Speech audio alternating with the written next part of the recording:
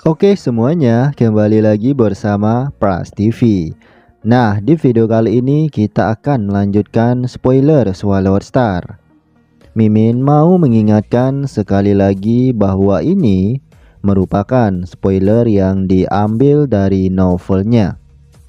Dan mungkin akan ada perbedaan dengan yang ada di animasi Donghua-nya, seperti halnya nama karakter dan juga yang lainnya. Lalu untuk video dan gambar ini hanya footage atau ilustrasi. Nah, bagi yang belum nonton spoiler sebelumnya nih, cek aja di profil channel ini. Oke, langsung saja. Melanjutkan cerita sebelumnya. Lo Feng berjalan keluar dari Gunung Iblis dan melihat ke belakang ke dalam Gunung Iblis. Ia tersenyum karena perjalanannya dalam misi ini mendapatkan warisan teknik catatan iblis yang sangat mengejutkan. Bukan hanya itu saja, ia juga telah berhasil mengumpulkan 10.000 tag hitam. Kemudian ketika melihat Lo Feng keluar, beberapa penjaga perak bergegas mendekat ke arah Lo Feng dan segera membungkuk memberi hormat kepadanya. Tim penjaga perak ini dipimpin oleh Yi Chang yang 12 tahun lalu orang yang menuntun Lo Feng masuk ke dalam Gunung Iblis. Ketika mendengar bahwa Lo Feng masih mengingatnya, Yi Chang tampak senang. Akan tetapi ia termenung sejenak karena Lo Feng benar-benar berhasil bertahan selama 12 tahun di dalam Gunung Iblis. Jika informasi keluarnya Lo Feng ini sampai ke telinga Po Yu, dia mungkin tidak akan senang. Di sisi Po Yu, ia terlihat sedang duduk di kediamannya. Energi dunianya menyebar ke seluruh Gunung Iblis, termasuk menyapu ke arah Lo Feng dan juga Yi Chang.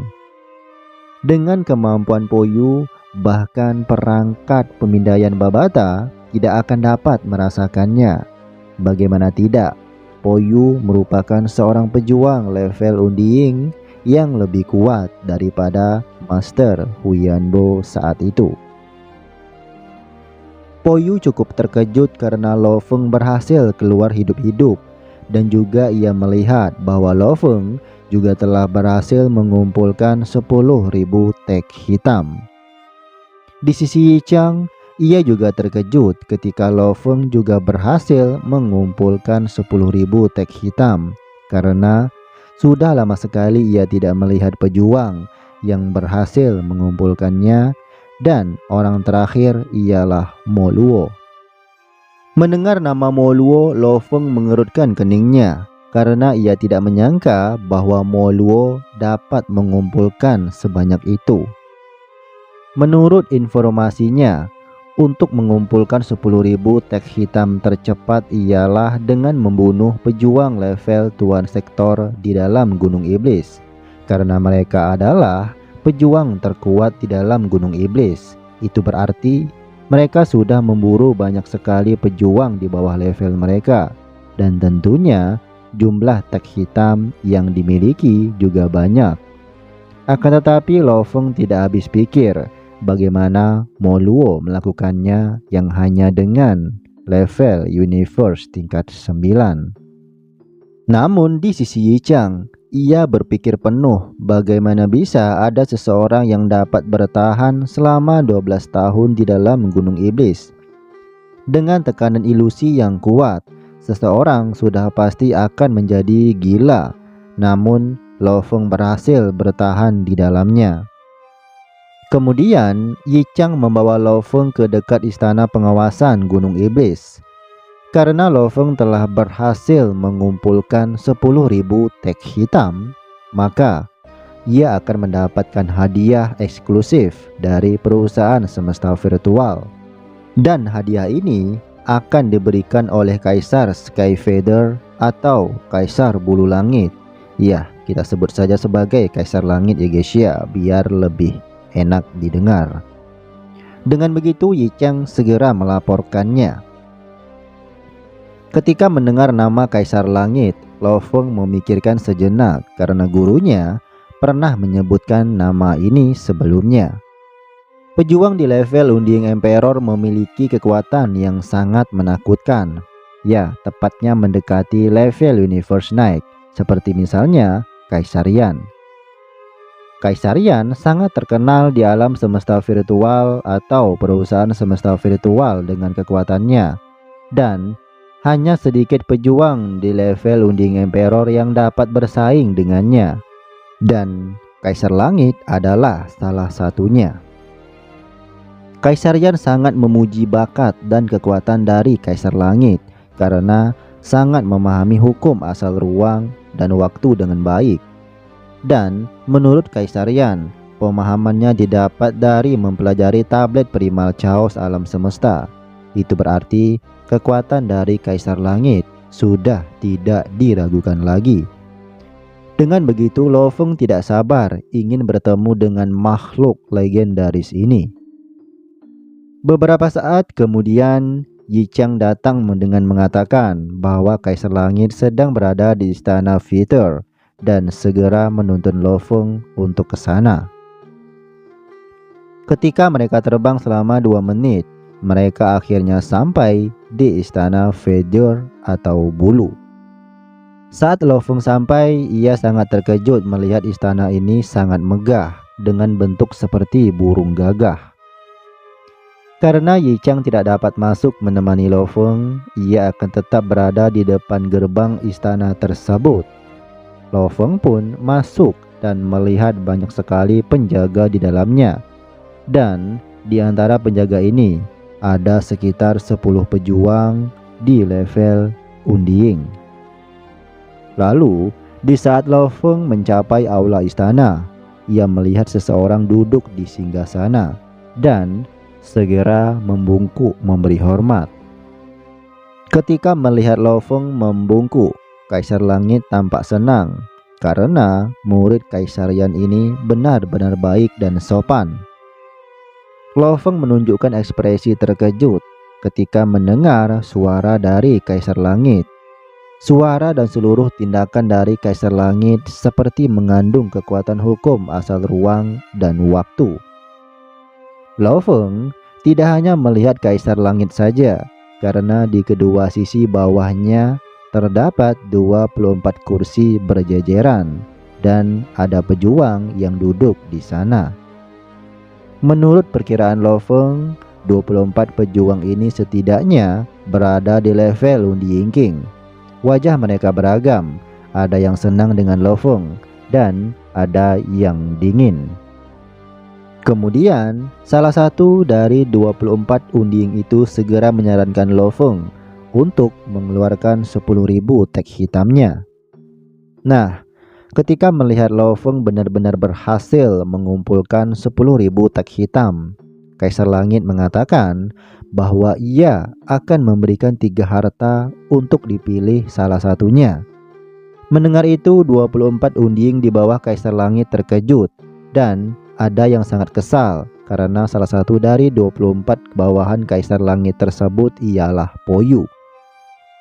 Poyu terlihat memasang wajah yang tidak senang karena biasanya Kaisar Langit hanya memberikan 1 hadiah. Namun sekarang ia memberikan pilihan dari 3 harta. Ini benar-benar tidak masuk akal. Namun meskipun ia kesal, Poyu tidak berani bersuara sedikit pun karena setiap kata dari Kaisar Langit adalah hukum. Kaisar Langit melanjutkan, hadiah pertama ialah armor Chrysalis. Armor ini merupakan salah satu favorit dari kebanyakan pejuang level Unding karena dapat menahan serangan apapun di level tersebut. Akan tetapi, armor Chrysalis ini tidak akan dapat menahan dari serangan jiwa. Karena Lo Feng adalah master mental, maka dari itu Kaisar Langit memberikan armor ini untuk pertahanan tubuhnya. Ketika mendengar itu, Lo Feng terdiam sejenak karena ia mendengarkan perkataan Babata. Menurut Babata, armor Chrysalis ini sangatlah bagus. Bahkan Huyan Bo saja saat itu tidak dapat memilikinya karena sangat eksklusif. Akan tetapi armor kontak awan jauh lebih baik ketika mencapai level Undying. Namun meskipun begitu, armor ini merupakan armor elit di level Undying. Diperkirakan harganya sangat mahal. Mendengar itu Lo Feng terkejut. Kaisar Langit melanjutkan, hadiah kedua ialah Flame Void Gold. Ini merupakan item untuk membuat senjata roh yang sesuai, karena di saat seseorang menjadi pejuang level Undying, mereka tidak memerlukan senjata yang dibeli, melainkan dibuat sendiri, dan ini adalah bahannya. Lalu hadiah ketiga ialah uang tunai. Jumlah uang tunai ini sama dengan harga dari kedua dari harta sebelumnya, yaitu sekitar 500 sampai 800 ribu koin Hunyuan atau elemen campuran. Mendengar 3 hadiah yang diberikan, 24 Undying bawahan Kaisar Langit tersebut benar-benar terkejut. Mereka tidak pernah menyangka Kaisar Langit memperlakukan seseorang dengan baik seperti ini. Lo Feng memikirkan sejenak tentang ketiga hadiah tersebut. Menurut perhitungannya, untuk armor Chrysalis ini, ia sepertinya tidak terlalu membutuhkannya, karena Lo Feng sendiri sudah memiliki armor yang dapat tumbuh atau naik level, seperti armor kontak kawan. Dengan latar belakang Lo Feng yang merupakan seorang jenius dari alam rahasia primal atau purba, ia dapat dengan mudah membuat armor ini menerobos ke level Tuan Sektor dan Undying ke depannya. Yang kedua, ia juga tidak terlalu memerlukan uang, karena biasanya di perusahaan semesta virtual membutuhkan poin untuk membeli item berharga. Tidak hanya itu, Lo Feng juga memiliki warisan guru pertamanya, yaitu Huyanbo. Karena jika Lo Feng menjadi pejuang level Tuan Domain dan Tuan Sektor, ia dapat membuka rekening bank yang dimiliki oleh Huyanbo sebelumnya. Dengan begitu, Lo Feng akan mendapatkan uang yang cukup. Nah, karena kedua hadiah sudah tidak dibutuhkan oleh Lo Feng, itu berarti Lo Feng hanya perlu mengambil Flame Void Gold untuk bahan pembuatan senjata roh di level Undying nantinya.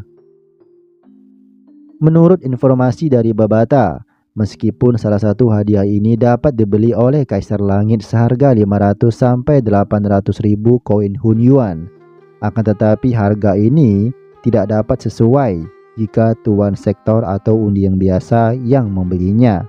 Bisa saja akan menjadi sangat mahal. Nah, karena Lo Feng memilih Flame Void Gold, Kaisar Langit tertawa terbahak-bahak, karena sepertinya berandal Lo Feng ini tahu tentang barang yang bagus.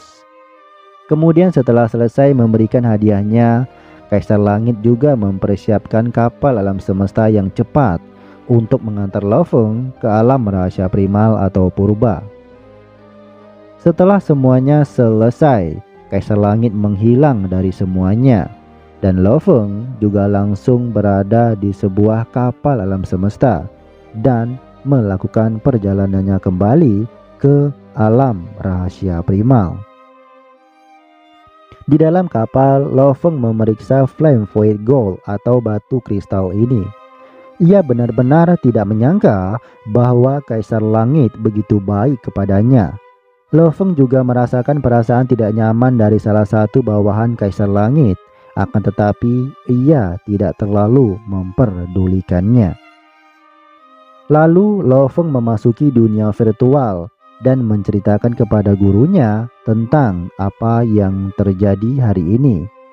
Ketika mengetahui bahwa Kaisar Langit memberikan hadiah yang besar, Kaisar Yan mengungkapkan sebuah rahasia kepada Lo Feng, bahwa dulunya Kaisar Langit pernah diselamatkan oleh Kaisar Yan.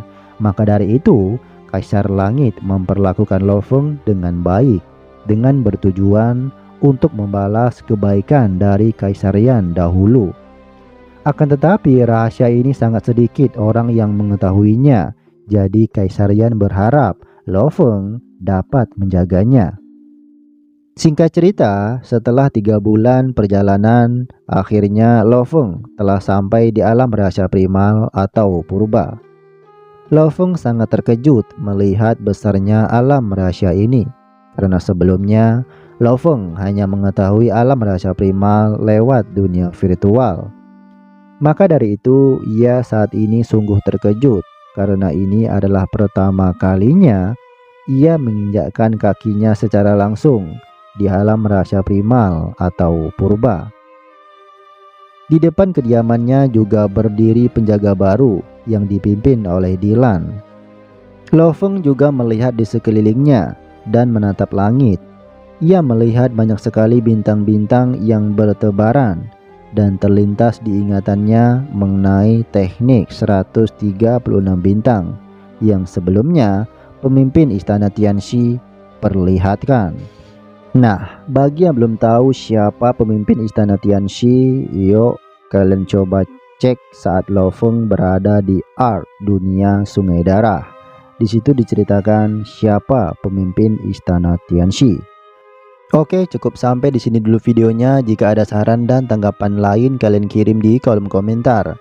Yuk push like dan komen biar video ini menjadi yang teratas di spoiler Swallow Star. Oke, jangan lupa subscribe juga ya guys ya. Bye bye.